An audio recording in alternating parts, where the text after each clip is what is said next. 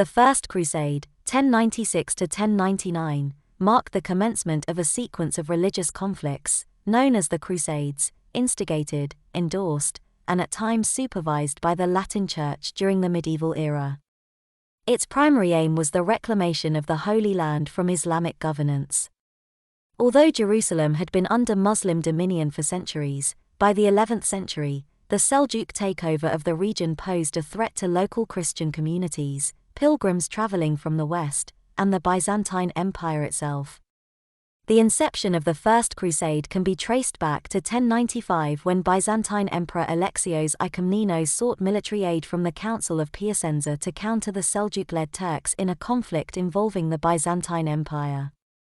Later that year, during the Council of Clermont, Pope Urban II endorsed the Byzantine plea for military support and called upon devout Christians to embark on an armed pilgrimage to Jerusalem. This appeal elicited a fervent response from people across all societal strata in Western Europe. The initial wave, comprised mainly of impoverished Christians numbering in the thousands, rallied behind Peter the Hermit, a French priest.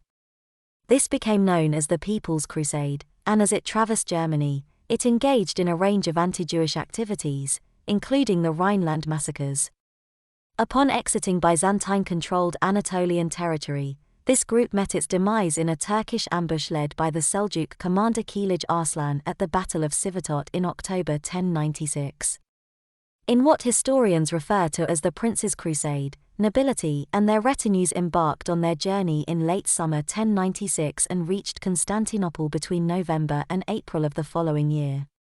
This formidable feudal force was led by prominent Western European figures, including Raymond IV of Toulouse and Adhemar of Le Puy commanding the southern French forces, Godfrey of Bouillon and his brother Baldwin of Boulogne leading men from Upper and Lower Lorraine, Bohemond of Taranto and his nephew Tancred at the helm of the Italo-Norman forces, and various contingents comprising northern French and Flemish forces under the leadership of Robert Curthose, Robert II of Normandy, Stephen of Blois, Hugh of Vermandois, and Robert II of Flanders. In total, including non-combatants, it is estimated that this force numbered as many as 100,000 individuals. The Crusader forces gradually made their way into Anatolia.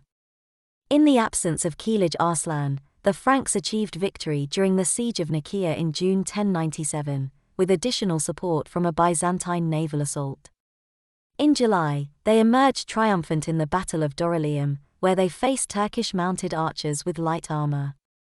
Following a challenging march through Anatolia, the Crusaders initiated the siege of Ansh and eventually captured the city in June 1098. The city of Jerusalem, which was under the rule of the Fatimids, was reached in June 1099, leading to the siege of Jerusalem. This siege resulted in the city being captured through assault from June 7 to July 15, 1099, during which the inhabitants suffered a brutal massacre. Later in the same year, a Fatimid counteroffensive was thwarted at the Battle of Ascalon, effectively concluding the First Crusade. Subsequently, the majority of the Crusaders returned to their homelands. The aftermath of the First Crusade witnessed the establishment of 4 Crusader states in the Holy Land: the Kingdom of Jerusalem, led by Godfrey of Bouillon, though the title of king was not used, the County of Edessa, the Principality of Ansh, and the County of Tripoli. Crusader presence endured in the region to some extent until the ultimate loss of a significant Crusader stronghold in the Siege of Acre in 1291. Following this loss of all Crusader territory in the Levant, there were no further substantial endeavors to regain control of the Holy Land. Thanks for watching this video. If you like the video, please subscribe to our channel.